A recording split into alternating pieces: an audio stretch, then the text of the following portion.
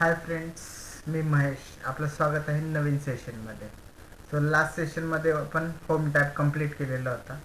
So आजच्या सेशनमध्ये आपण इन्सर्ट टॅबला सुरुवात करणार आहोत. सो इथे वरती जर होमच्या शेजारी पाहिलं तर इथे इन्सर्ट ऑप्शन दिलेला आहे.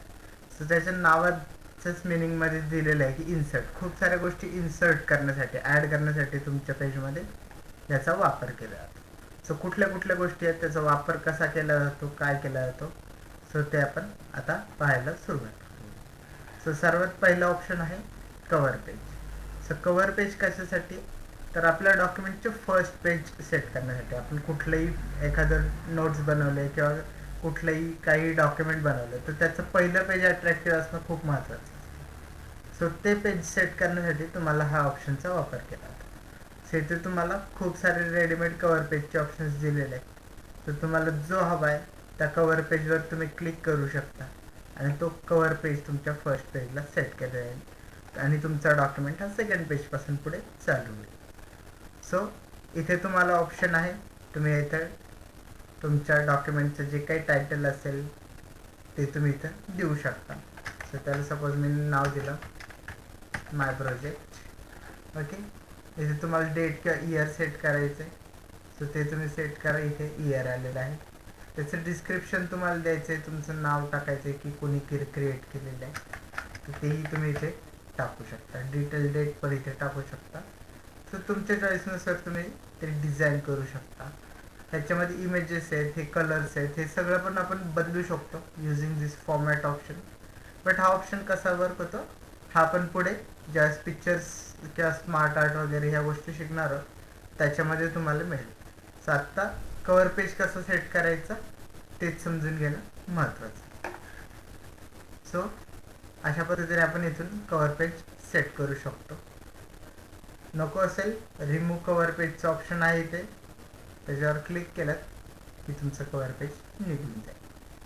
त्याच्यानंतर नेक्स्ट ऑप्शन आहे blank page. So blank page कशासाठी, तर नवीन पेज ॲड करण्यासाठी याचा वापर केला जातो. जनरली वर्डचं डॉक्युमेंट ज्यावेळेस तुम्ही ओपन करता त्यावेळेस त्याच्यामध्ये एकच पेज असतं.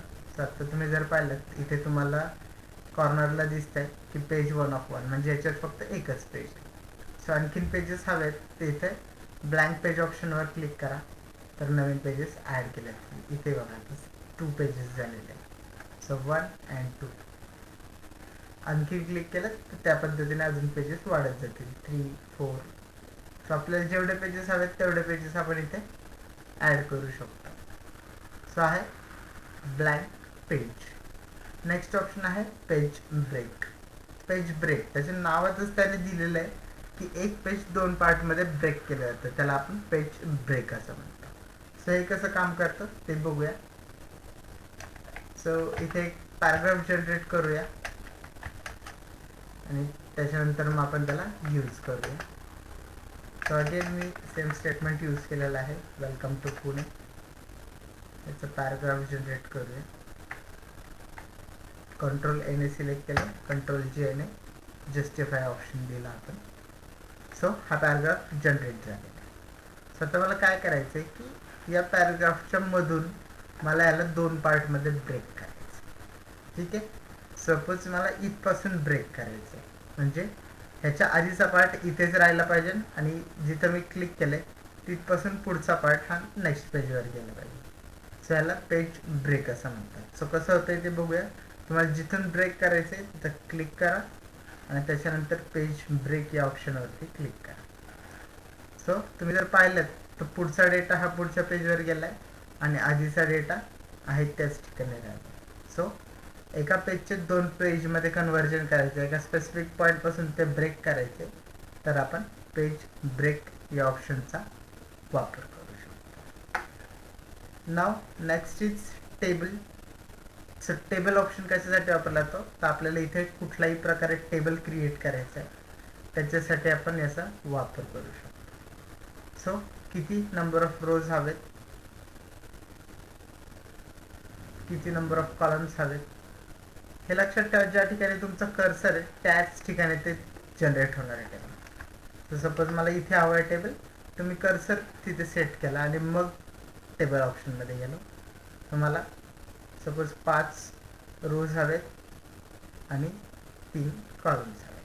सो अशा पद्धतीने एवढा पार्ट सिलेक्ट केला आणि क्लिक केले इथं की त्या साईजचा टेबल इथे जनरेट झालेला आहे.